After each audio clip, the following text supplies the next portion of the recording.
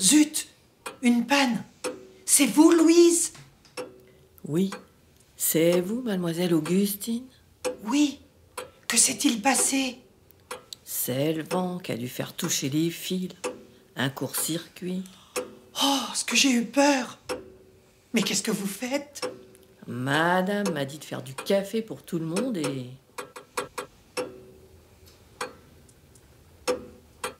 Est-ce que vous entendez ce que j'entends? Oui. Bouh! Qu'est-ce qu'elles font? Elles ont allongé Chanel sur un lit. Elle a repris connaissance? Oui, mais elle ne parle pas. Une faiblesse. C'était bien la peine. La balle l'a même pas touchée. Heureusement. Ah, mais oui, bien sûr, heureusement. Si on avait tiré sur vous, j'aurais voulu vous voir. Alors ça n'a pas dû vouloir tuer Chanel, mes enfants. Ou alors il est drôlement myope. Hein. Rater une cible pareille, c'est invraisemblable. Non, il a voulu impressionner Chanel. Un ultimatum, une invitation au silence. La preuve, Chanel se tait. En tout cas, moi, si je découvre quelque chose, je me tais aussi. Ma vie n'est pas merveilleuse, mais... Oh non! Tout compte fait, j'y tiens. Tous ces événements t'auront au moins appris à vivre. C'est déjà ça. Je suis effondrée, pas vous? Oh si. Moi, je réfléchis. Si Chanel parle, on la supprime. C'est la loi. Mais c'est affreux. Vous ne lisez donc pas les journaux? Si. Un témoin gênant. Ça sucre. Vous dites ça avec un aplomb? Oui, c'est drôle. Je suis plus dure que vous toutes. Et je fais travailler ma tête. Il faut que je sache. Vous avez une idée? Pas une, malheureusement, mais 20. Vous soupçonnez une de... Oui. Vous deux, en plus. Mademoiselle veut me faire peur? Bien sûr, charmant enfant. Mais qu'est-ce qu'on pourrait faire? Nous avons toutes besoin de faire quelque chose. Surtout l'assassin. Ce doit être terrible. Ça doit produire un drôle de choc de tirer au revolver. Vous avez déjà tiré, vous? Non. Et toi, tante Augustine? En voilà une question. Jamais. Tu me vois en train de... Moi non plus. Un jour, j'ai failli. À la foire, papa tirait des fleurs. Je lui ai demandé de me passer la carabine. Il a refusé. Il n'était pas toujours gentil, papa. Hein. Et le même refrain. Tu es trop petite, trop petite. Ah, vivement mes 20 ans. Moi aussi, j'étais pressée d'avoir 20 ans. Maintenant, je peux faire tout ce que je veux. Mais ça ne m'amuse plus autant. Oh, une cachette. Regardez, le porto de grand-mère. On boit un coup? Vous êtes une brave fille, Louise. J'ai parfois été un peu brusque avec mademoiselle. Faut pas m'en vouloir. Je vous en veux d'autant moins que je sais très bien que je suis un vrai monstre. Oh, un monstre. Oui, un monstre, je suis à tuer. Tais-toi, Catherine, tais-toi. Je sens qu'il va y avoir encore un malheur. Je sens la mort qui rôde. J'ai peur. Et moi donc? Vous avez peur aussi? Et comment? Sans ça, croyez-vous que je ferais autant de bruit? Écoutez bien ceci. Je dois savoir, dans un quart d'heure au plus tard, le nom de l'assassin de papa. Et quand je saurai qui c'est, je l'exécuterai, moi, toute seule, sans l'aide de personne. Ne dites pas ça. Si, je le dis. Avec moi, pas de police. Je règle mes affaires sans intermédiaire. Vous avez des soupçons réels? Oh oui. Qu'est-ce que je peux faire pour vous aider? Allez me chercher le sucrier. Qu'est-ce que tu lui as raconté? Pas grand-chose. Oh, j'ai voulu un peu la secouer. Oh, je crois que j'ai vieilli de 10 ans dans la journée. Moi aussi. Comment? C'est bon d'être une femme et non pas une petite fille qu'on ne prend pas au sérieux. On vous écoute, on a même peur de ce que vous dites.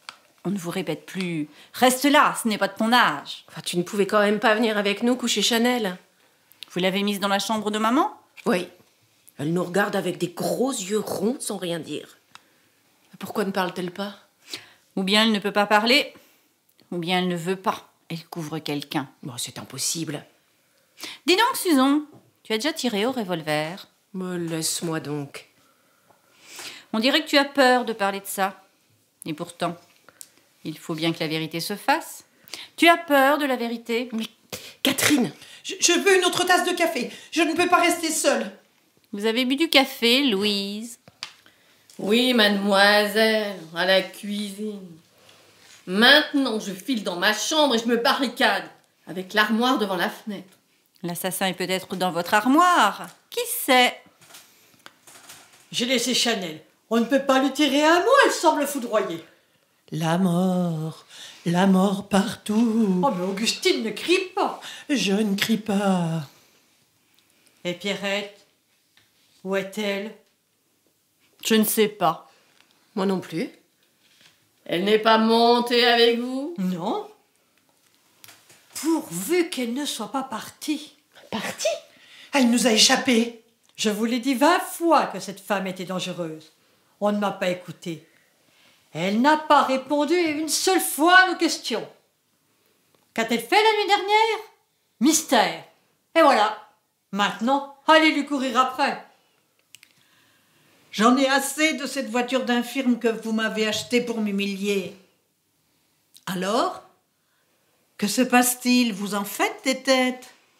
Tante Pierrette a pris la clé des champs. Comment ça? Elle est partie. Oh, elle n'est sûrement pas loin. La grille est fermée et pour sauter le mur, il y a de quoi se casser le cou. Il avait été convenu que personne ne devait sortir. Pour ce que ça nous a réussi. Les affaires de Pierrette sont encore là? Oui, son sac. Eh bien, fouille-le. Un revolver! Qui avait raison? Quand je pense à toutes les accusations que j'ai été obligée de subir, vous la souteniez toute contre moi. Enfin, c'est fini. J'éprouve un soulagement. J'avais tellement peur que ce fût une de nous.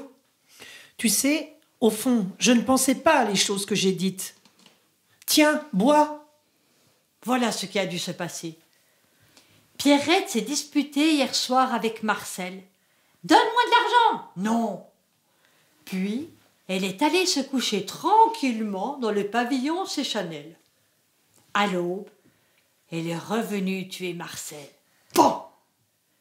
Et, au lieu de rentrer chez elle comme elle nous l'a dit, elle a attendu patiemment le moment de faire sa réapparition ici, prétextant un mystérieux coup de téléphone.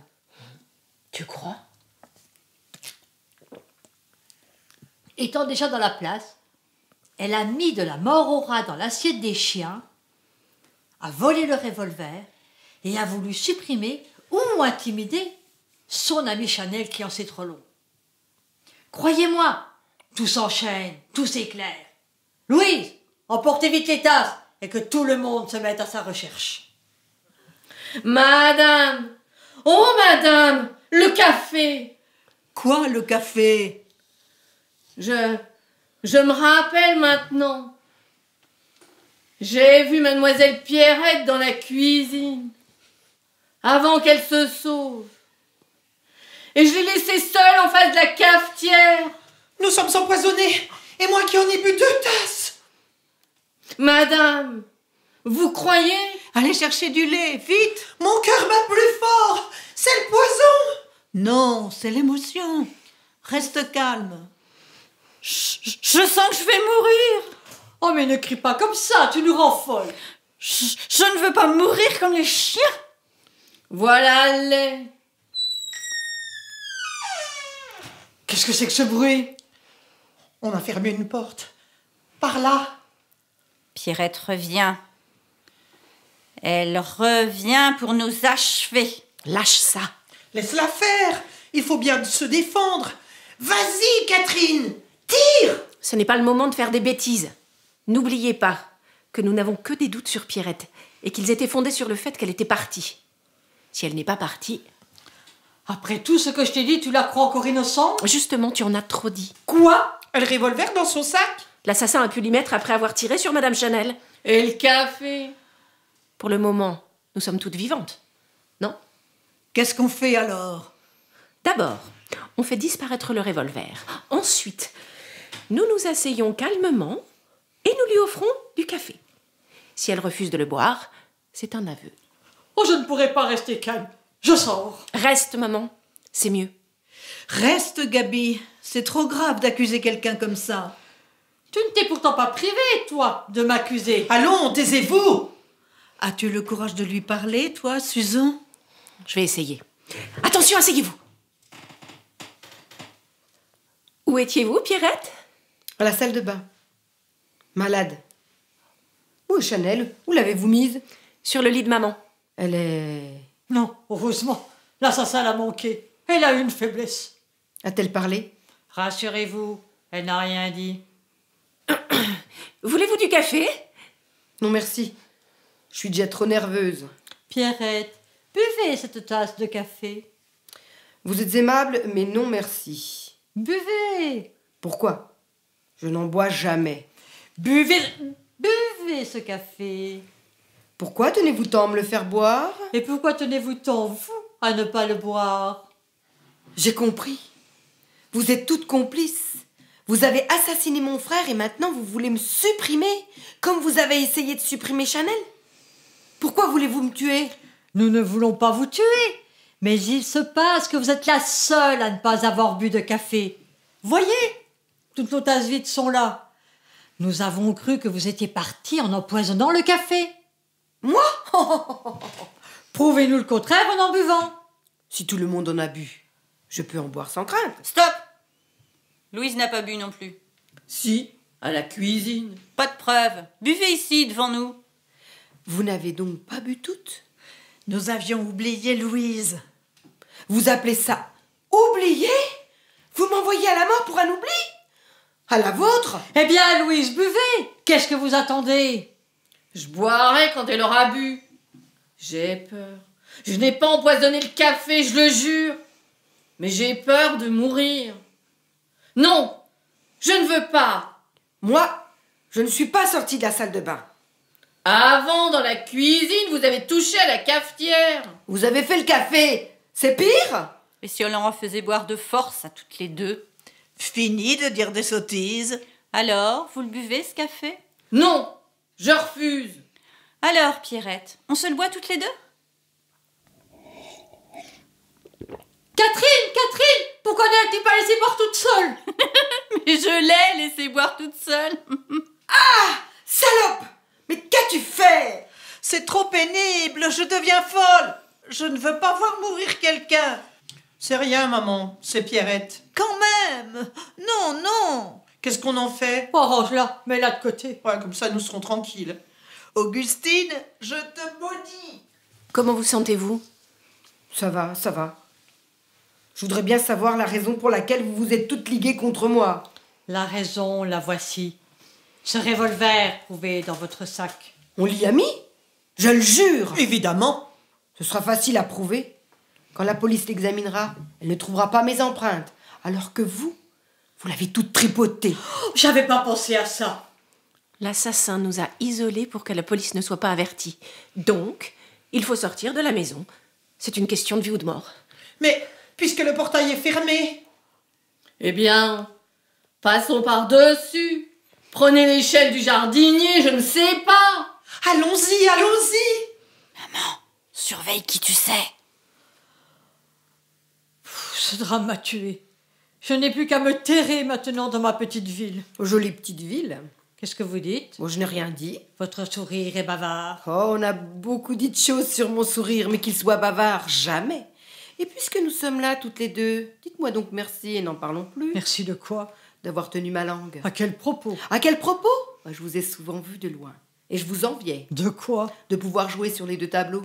Je n'ai jamais eu de talent pour les devinettes. Vous avez un amant. J'ai un amant? C'est votre dernière trouvaille? Je le sais depuis longtemps. Autrement dit, j'ai tué mon mari parce que j'ai un amant. Ah non, je n'ai pas dit ça. D'ailleurs, ce serait trop simple. Si toutes les femmes qui ont un amant tuaient leur mari, il n'y aurait plus de mari sur terre, ni d'amant, car ce sont les mêmes. Et après, si j'ai un amant, qu'est-ce que ça change? Vous voilà bien avancé. Personne ne vous croira. Mais je n'ai jamais eu l'intention de le dire. Quel but poursuivez-vous? Aucun. Je sais que vous avez un amant. C'est tout. C'est du chantage. Non, de la curiosité.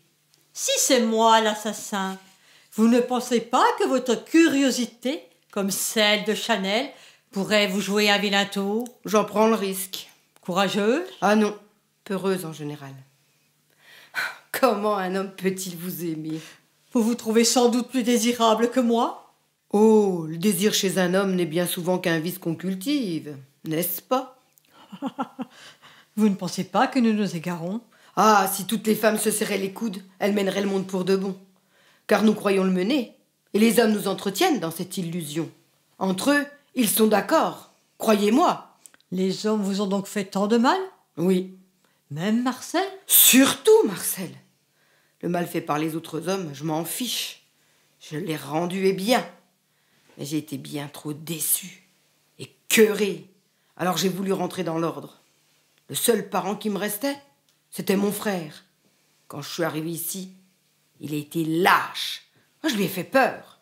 Je lui ressemblais de trop. Il m'a fermé sa porte, renvoyé à mes aventures. Ça, je n'oublierai jamais. Alors, pour l'emmerder, je l'ai obligé à me recevoir la nuit et à me donner de l'argent. Louise a bien entendu.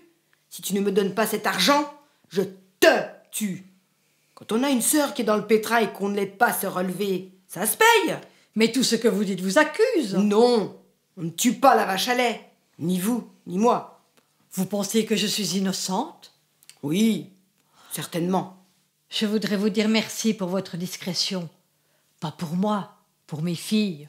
Oh, vous filles. Je vais vous dire quelque chose de pire. Allez-y. Je devrais être loin à l'heure qu'il est. Je quittais mon mari ce soir. Mes valises étaient prêtes. Vous quittiez Marcel? Oui, comment y croire? Mon mari assassiné la nuit où je le quitte. C'est pas de chance. Marcel s'était-il douté de quelque chose? Sûrement pas. Pauvre Marcel. Il a toujours tout gobé. Et moi, maintenant, qu'est-ce que je vais devenir? Pierrette, cet argent que Marcel vous a refusé, je vous le donnerai. J'ai menti. Il ne me l'a pas refusé. Il vous l'a donné, mais pourquoi ne pas l'avoir dit? Je ne pouvais pas le prouver. Je ne l'ai plus. Qu'en avez-vous fait? Je l'ai donné. À un homme que j'aime. Donné? Oui. Je paye moi aussi quelquefois. Ça m'arrive. Il avait besoin de cet argent pour un voyage. Un voyage? Combien Marcel vous a-t-il donné? Il me fallait 500 000 francs.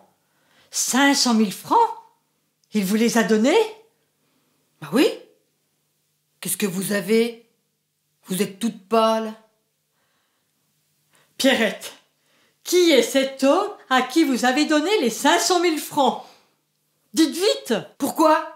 De quoi avez-vous peur? Ces 500 000 francs étaient dans une enveloppe? Ah oui? Une grande enveloppe bleue? Non. Vous n'allez pas me dire que... C'est impossible!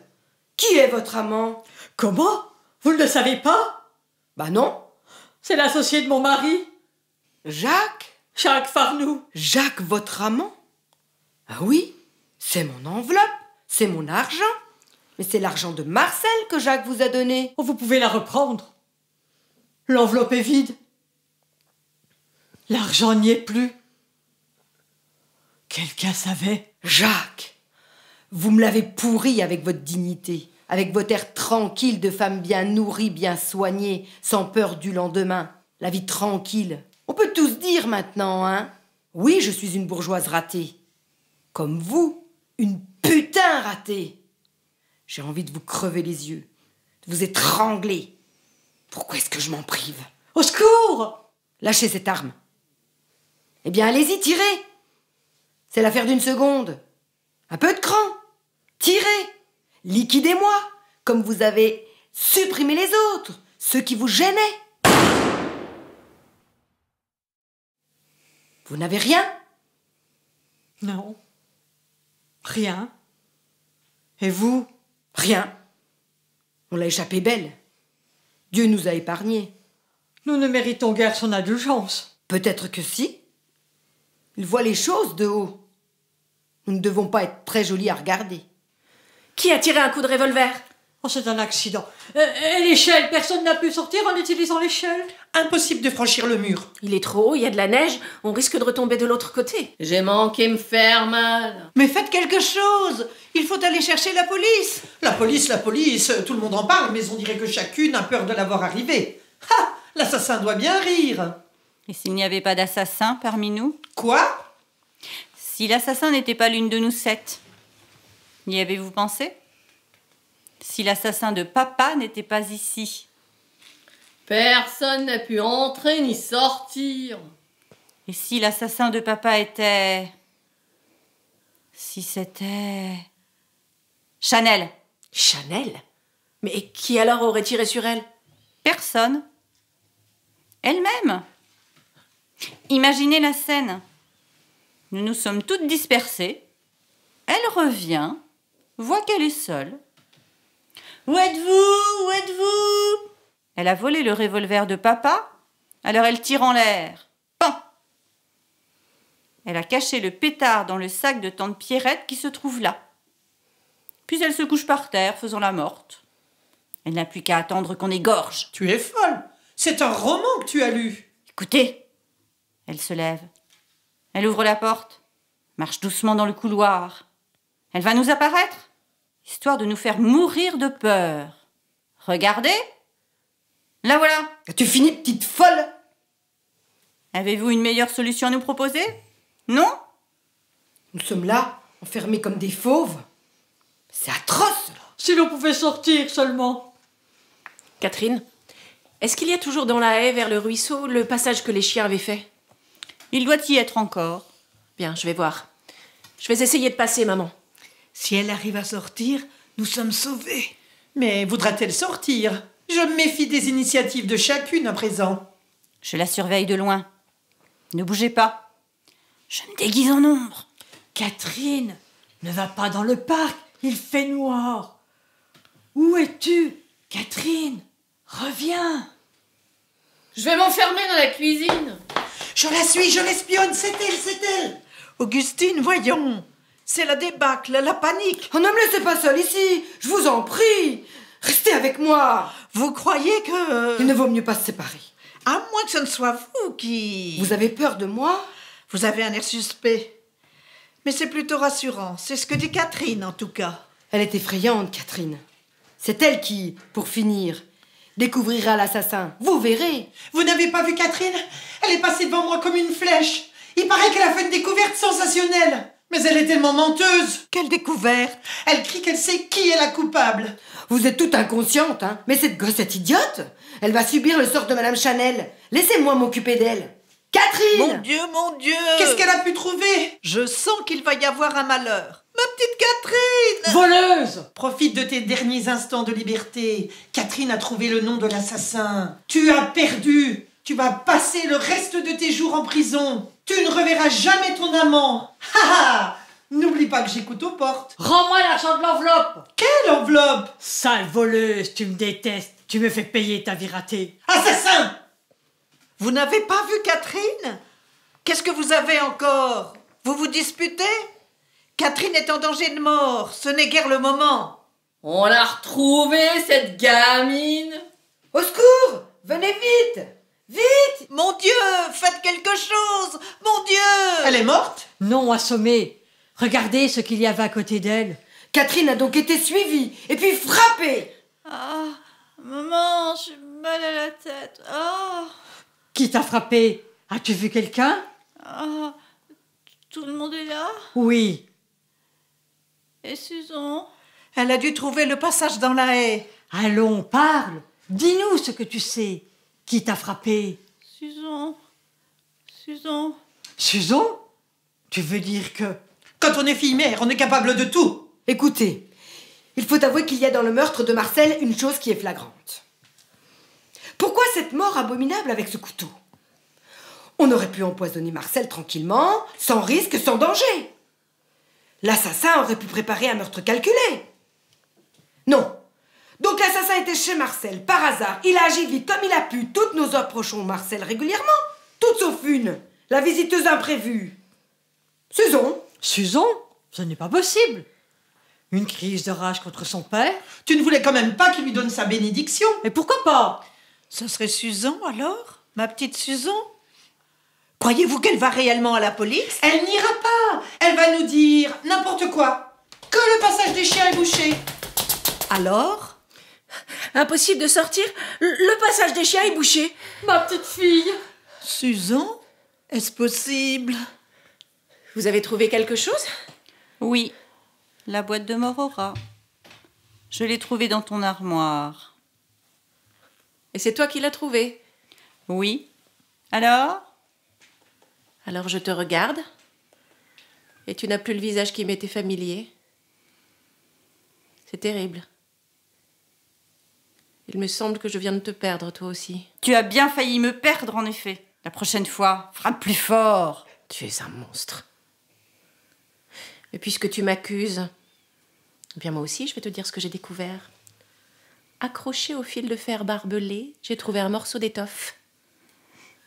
L'assassin, en fermant le passage des chiens, a laissé une pièce à conviction. La voilà.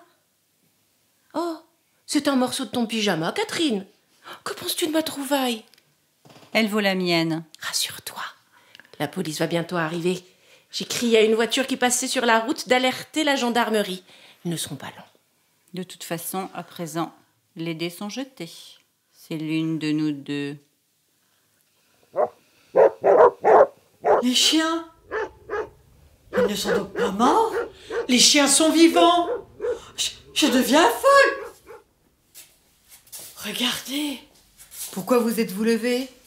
Mais c'est imprudent. Il fallait que je descende ici. Il fallait que je parle. Là, doucement. Asseyez-vous. Eh bien, nous vous écoutons. C'est une drôle d'histoire. Catherine, ma petite fille, viens près de moi. Tu sais tout, Chanel, n'est-ce pas? Oui.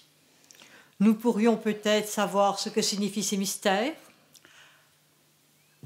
Allez, Catherine. Alors écoutez-moi.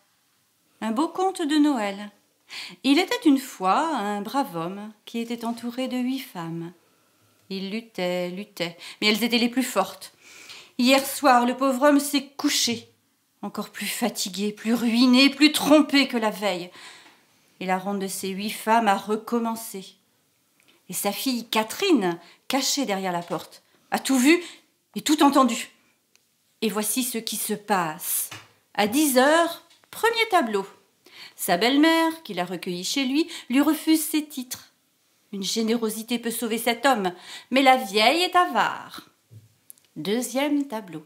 À 10h30, Augustine, la vipère de service, vient faire sa cour et baver les derniers potins. Tante n'a pas tué papa. Elle l'a écœuré un peu plus. Mais tout cela n'est pas sérieux. À 11h, l'offensive commence. Sa femme, ma mère, lui fait comprendre qu'elle le quitte. Elle part avec l'homme qui a ruiné son mari. Et allez donc comme c'est simple.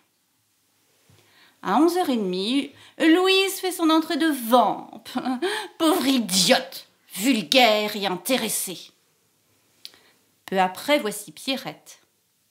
Elle vient traire la vache à lait. 500 000 francs. Bonne chasse. Mais les billets ne vont pas loin. Mais ceci est une autre histoire. Enfin, pour couronner le tout, Susan, sa fille clandestinement arrivée de Londres, lui confie qu'elle est enceinte. Sur ce, bonne nuit. Qui papa reçoit-il ensuite? Vous m'écoutez? Vous ne faites plus que ça maintenant. Pour vous, c'est terminé. Il ne reste plus que moi. Pauvre papa. Je l'ai retrouvé à 6h du matin. Il pleurait. C'est terrible, un papa qui pleure. Vous n'en avez jamais vu? son nez avec une grosse larme au bout. Il m'a dit « Tu es une gentille petite fille. Tu lis trop et tu ne te laves pas les mains. Mais je n'ai plus que toi au monde. » J'ai juré de faire son bonheur à tout prix. Il pleurait toujours et il a dit « Comme on doit être bien quand on est mort. » Alors j'ai eu pitié. Pitié, pitié, ses grands yeux ouverts, tout ronds, tout mouillés. Alors j'ai eu une idée. L'idée de le libérer. Tu ne veux pas dire que c'est toi qui aurais... Qui aurait tué papa? Qui parle de tuer? Papa n'a jamais été mort. C'était ça, ma force à moi, et ce qui me permettait de vous juger avec humour. Papa n'a jamais été mort. Il est vivant. Derrière sa porte. Ah papa, non, ne pleure plus. Les dames de la famille n'en valent pas la peine. Écoute, je vais organiser une représentation à ton bénéfice. Dis, est-ce que tu as vu jouer le malade imaginaire? Non? Eh bien, dans le malade imaginaire, le type fait le mort pour savoir ce que pense sa femme, sa fille et toute la maison. Alors, regarde sur ton lit. Je colle ce coupe-papier genre poignard dans le dos de ton pyjama. Je renverse de l'encre rouge partout. Pauvre papa, il m'a d'abord regardé d'un drôle d'air, comme s'il faisait ma connaissance. Puis il s'est mis à rire, mais à rire. Ça lui a fait du bien de rire. Je lui ai dit, elles vont crever de peur, toutes, je te le jure. Alors, j'ai monté contre vous une énorme comédie macabre. J'ai téléphoné à Pierrette, coupé les fils du téléphone, endormi les chiens, détraqué la voiture, volé le revolver et les 500 000 francs de maman. J'ai subtilisé la clé de la chambre de papa pour qu'on lui fiche la paix. Bref, j'ai tout réglé, tout prévu. Même un attentat contre moi. Et vous avez marché. Il n'y a que Chanel qui, soudain, a eu un soupçon. Tu as vu papa derrière sa fenêtre, hein? C'est ça? J'ai dû te faire peur. Excuse-moi ma grosse, mais il fallait que tu te taises, que j'aille jusqu'au bout. Il fallait que toutes les vérités éclatent. La maison ne fait pas le détail. Oui, depuis ce matin, papa, bien vivant derrière cette porte, et n'ayant pas perdu un mot de tout ce que vous avez raconté. Papa, libéré de vous toutes, attend que sa petite Catherine l'appelle pour que nous partions loin, très loin, tous les deux. Tu en as assez entendu, papa? Tu es convaincu? Alors j'arrive!